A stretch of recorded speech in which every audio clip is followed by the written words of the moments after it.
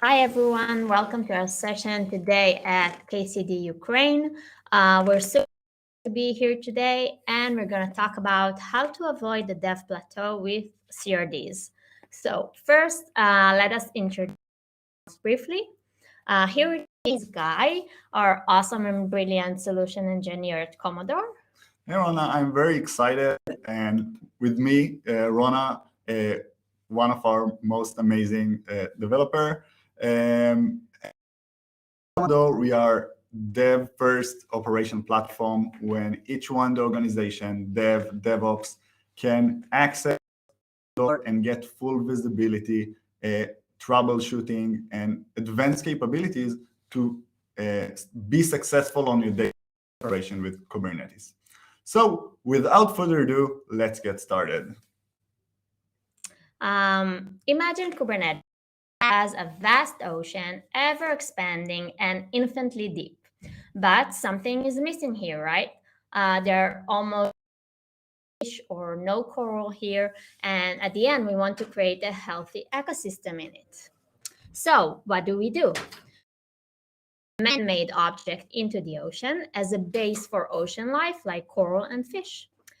And once we create a base for other life to succeed in it, we're getting a thriving ecosystem. And why am I talking about it? If Kubernetes is the ocean, then the man-made object is the platform or CRD. And this is the thriving ecosystem that can be created using CRDs. Now, if we go back from the ocean into land, let's talk about how adoption looked like when Kubernetes just started. So the early adopters were not just small startups with money, but also large companies with great talent and budget like Google. But in between these small startups and Google reside most of the companies, right? And most of the companies had to face big challenges in order to in its early stages. So Kubernetes took an approach to add more core functionalities for wider adoption. They've added things like deployment, stateful set, and other application capabilities that allowed the organization to use and adopt Kubernetes. So therefore, Kubernetes became the dominant platform, but there's still lack of enterprise concerns. To support the demanding challenges for adoption, Kubernetes is adding more and more enterprise capabilities. If you look at recent versions, you'll see that security and data are now top concerns, and they have been changing a lot in recent versions. And Kubernetes is more on the enterprise rather than on the core side, which is fine because, like any other technology, it went into the phase of what will take us to the next step. Exactly. And when we take a look at the capabilities that added to Kubernetes and still adding, we can see that some of the core capabilities were improved much better on the early stages on the left side. And now we can see that more and more enterprise features are coming in. It's not bad. It just means that core capabilities to make our application orchestrate much better are a little bit reduced in order to make wider adoption for different organizations in different stages when they need like more security and storage and abilities along its adoption. So it's a phase of turning adoption into a different level of organization. And when we to two major like releases of Kubernetes, the first one is 1.9 and the other is 1.20 recently released, we can see that on the left side, most of the advancement were on the application and the non-Kubernetes workloads at this stage. So can you imagine your cluster without deployment, stateful set, daemon set, or replica set? There is no cluster that can be run and operate without those capabilities.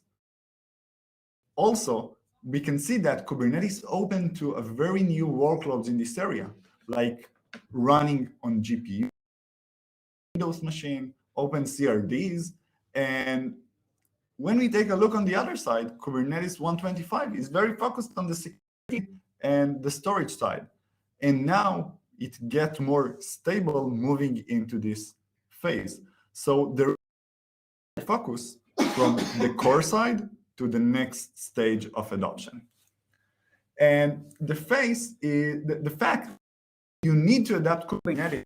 It's not only about running applications. Kubernetes is orchestrating the containers, the networking, and everything regarding that. But the fact that in order to adopt Kubernetes, you need to face more than that. You need to face, how do I monitor my cluster? How do I like auto-scaling when there is like different auto-scaling methods that I want to put in place? You need to think about observability, and you need to think about cost reduction, optimization, all the things Kubernetes will not help you to face. They are facing in a very, Kubernetes solve it in a very basic level. If you want to effectively adapt Kubernetes, face those challenges. And those challenges are not nice to have. That you may want or maybe want in the future, or can be a little addition to what you have. And optimizing without monitoring, without adding observability, you will not get the value that you were looking for. So those are, for most of the organization, must challenges to face with. So what we need is a little different approach to those, because if Kubernetes will not help us, maybe something else can help us. So, for example, let's say I'm running a gaming application, and we have a customer that's using that, and their example with you. So in our gaming application, it needs to be scaled based on the number of active users.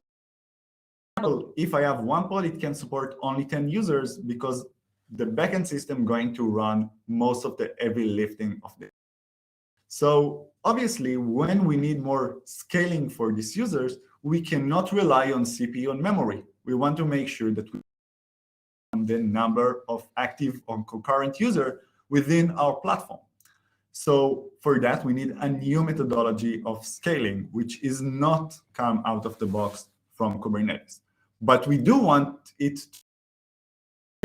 we do want to be auto-orchestrated, and we will have a controller that will help us to do the scaling. Something goes wrong and will help us to orchestrate that.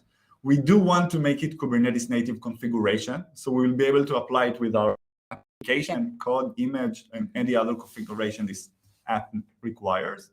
But we also wanted to make it custom and flexible. In Kubernetes, we have this strict API, like the deployment one, that every field matters. But we want to have this custom phase. We can extend it at any time, and we can use it anytime. So for example, if we need to be more users at some stage, then we will be able to create pre-baked maybe pods for that. So Rona, maybe do you have some kind of idea for a solution that we can apply in place? Sure. So my solution is obviously CRDs. And thanks to Kubernetes, we can add custom resources such that everyone can create their own custom resource and a controller to extend the Kubernetes API with new. This gives you tons of flexibility and customization, so you can teams can customize their own platform based on their needs. So users can use third-party tools that utilize CRDs, such as algo rollouts or custom controller like Guys Gaming Autoscaler. So if I were to install Guys Autoscaler on my cluster, I could just run kubectl get gaming autoscaler, and the same Kubernetes API will give me all the information it has on the gaming autoscaler on my cluster. The same as if I were to run kubectl get pod, and that is just. So if we want to talk a bit about how it works, when the user creates uses custom resources, that define the desired state and configuration of the application using custom resource definition. And when a user creates an instance of a custom resource, Kubernetes adds it to etcd, and then this custom resource can be accessed and managed through endpoints, just like any other Kubernetes resource. And if you think about it, CRDs together with operators give you almost unlimited possibilities, and you can do basically whatever you want. So this is really nice in theory, right? But let's give you more specific of it and how we can use other tools and CRDs to face some of the challenges that we talked about just now. And I think the tools you mentioned is very interesting. Yeah, they are. So Guy and I actually wrote some simple and small application, right? 2 deployments. Each deployment has 2. And now we want to scale our consumer based on the number of messages in the Kafka topic. So this cannot be the built-in HPA in Kubernetes. So we need another solution. And Kata will allow us to do the auto-scaling. Which is great, but it's not the last challenge that we need to face. We have many more, as we saw on the list before. Right. So at some point, we were required to add more security to our clusters. And one of the things that we add is to deploy certificates. And certificates is a big concern because you need to manage them, you need to create them, you need to renew them. A lot of administration that you need to do in order to use certificate efficiently. So we utilize one of the tools, Cert Manager, to managing secrets within Kubernetes in order to help us. So we deploy Cert Manager, and then we create certificate under a Kubernetes resource. So what's next? That's very cool. So Guy and I on the monitors that we configured manually, and we want to pack our application together with the monitors configuration all in. Also, we want to store it in Git. So we will have history, version management, and more like GitOps implementation, right? So we're going to use alert managers, CRDs, and we can configure like 3, 5, 10. And that make it very awesome, but it's not the last stage. So we do want to have to configure CD properly. We want our deployment to not be the script that someone wrote a year and a half ago. We do want to have a tool that will take our application, we will define our application, it will take deployment automatically. And very common tool is Argo CD. We can deploy Argo CD, we can deploy the application as CRs in there, and we will get all the they can bring in a Kubernetes native way, which is great. Yeah. What's next? Okay, so now we want to enforce configuration policy, and we definitely don't want to do it by ourselves. We don't want to write a crazy program. So we're going to use Kyverno, which is a policy engine for Kubernetes. Amazing. And we know how much effort is to integrate those into the CI/CD pipelines and actually make them really streamlined and maintain them over time. Yeah. Next, we want to add more visibility into our clusters, and OpenTelemetry is kind of a telemetry and metrics tool, which is popular in these days. So maybe we want to use some operators in the CR configure in the collector in order to deploy OpenTelemetry, but also configure all the things that we need in place. And now we find ourselves with another tool and CRDs in place. Nice. So what we did is that we installed Grafana using Helm charts, but now we want to move into an operator that will help us with the day-to operations of Grafana. So luckily, CRDs cannot manage only specific things. They can also manage database or any other third-party tool. In this case, we're going to use it to manage our own Grafana. Cool. And now we will not need to do all the day-to operations manually in our Grafana cluster. Right. And after some time, we find out that when you work with 10 pods, rollout of basic Kubernetes is pretty fine. But when you maybe canary deployment and something that will get more advanced rollout strategy, there is no way to do that out of the box. You will need our own. So maybe we can deploy Argo rollouts and then make it more advanced configuration to rollouts. This example is that we are going to demo it in a few minutes and show everyone how we can do the migration and utilize the amazing capability which are not out of the box from Kubernetes. Argo rollout is great, and you'll see the demo. You'll like it. Now we have our application is now becoming bigger, and we want to move some of our infrastructure components there, so we can pack with our own application the managed database that it needs to run, or manage Kubernetes cluster better multi-tenancy. So, but to create this in Kubernetes in a native way. So we're gonna use amazing project and very popular at the moment. And when we want to go to even more complex architecture, we want to have complex networking architecture, we want to put maybe Istio, some service mesh tool in place, or we do want to go into a multi-cluster, multi-region, we definitely find ourselves using more and more CRDs and tools in order to actually utilize and extend Kubernetes to make it something even bigger than the project already is. And in a simple cluster that we are taking a look at, we can find that in the middle we have the Kubernetes.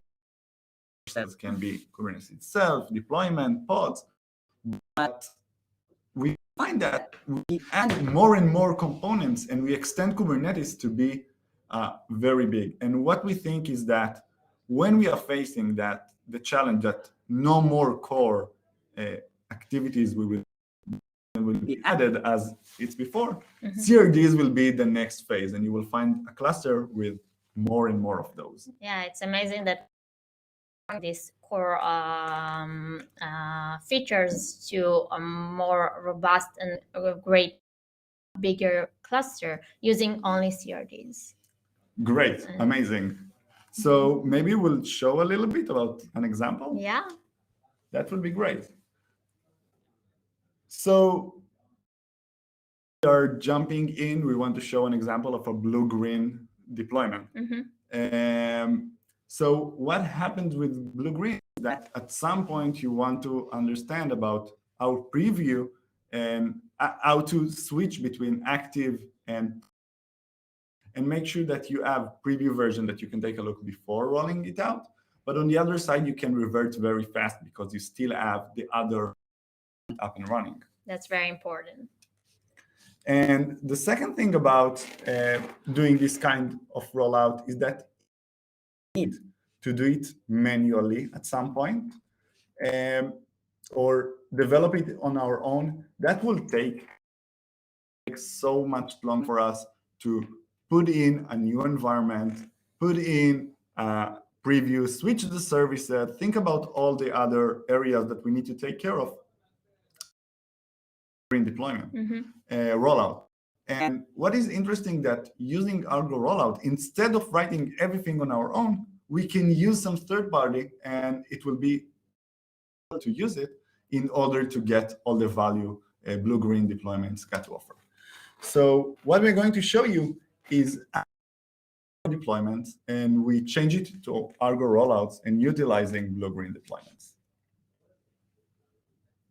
So just let me share my terminal. Okay, and now what we are going to do is we are going to take a very basic deployment. In this deployment, you can see that we have just an Nginx with 10 replicas, the default rolling update capabilities.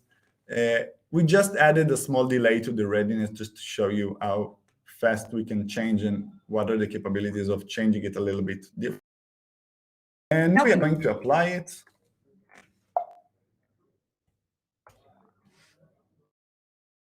And what's going to happen is basically that the pod will be created, the deployment will be created. And what we want to do next is to take a look about how this rollout is going to look like. Mm-hmm. And when we are going to wait for these pods to be ready, we want to explain that the rollout of Kubernetes is done in a way that 20%, by default, 25 of the new pods are going up and 25% of the old pods are going down, and then the rollout switch which make it hard to revert because you don't have the full capacity of pods in a previous state. So now we can see that all of our 10 pods are up, running, and ready. We want to deploy our new version. And then just changing the image, nothing special in here.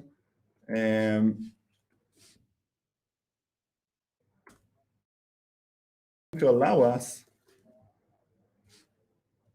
is to see the pods. So we can see that at the top, the new pods are joining. They are not ready. It will take us some. Other pods are already deleted.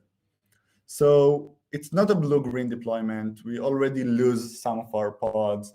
The Kubernetes basic capabilities really not allow us to utilize or fill in what is required for us to rolling update. Mm-hmm. So what we want to show is the difference between the Argo rollout and how you can utilize on your own. And this will be maybe good for pods, but if we increase the number of pods and use like 100 pods, right, or more, it will not work. We need another strategy. Exactly. And what we are going to do later is we are going to do deployment. And we are going to switch it to Argo. And what's the difference between those is that in an easy way, you can see that the configuration of, sorry, show you the previous version.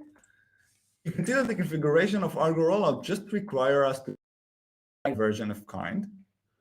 Everything else is pretty similar to a deployment except of the strategy. So instead of writing our own code, we can just configure the strategy and get these blue-green capabilities.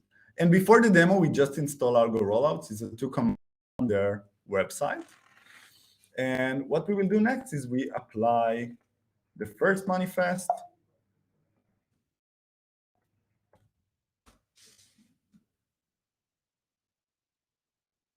And then we are going to watch the rollout. So beside all the nice capabilities, we also get a command line that will help us to and see what is the active version, what is the stable version at the moment, and what is preview. Obviously, because it's the first version, and what we are going to do next is release our new version. So let's wait for all the pods to be ready, and then, oh, there you go. Now everything is stable and active, which is great. So what's next? Let's apply our second step. Our second step is just the change of the image. What we want. I did before, right? Yeah, it's the same change. But now we can see that we have 2 versions in here. The version at the bottom, previous one, with the stable and active capabilities. Like it's the configuration is like stable and active. It's mean all the to those ones. And the preview on the top, which is going to be switched automatically but by Argo rollout. And you will see that in a few seconds, the rollout will happen. All the other pods will be changed to the new version. The other pods will be kept for some time in order for us to be revert rapidly if we want to. So rollout is paused. This is the preview version. The previous version is stable and active, and it's going to be very fast. Oh, there you go. Stable, active, new version. And that's allow us to utilize the blue-green deployment of Argo rollout without doing basically nothing. Yeah. Changing almost anything. Yeah. And that's the example of how you can use and CRDs and third-party tools easily without developing your own code. Awesome. Thank you. Awesome demo, and thanks everyone for listening. We had a pleasure being here. Thank you, Rona, and thank you, everyone. Thank you. Yeah, I'm also a fan of Argo, so it was a great demo to see. Okay, guys, we have a 15 minutes break, so see you at the next session. Thank you. Thank you very much. Bye. Bye, everyone.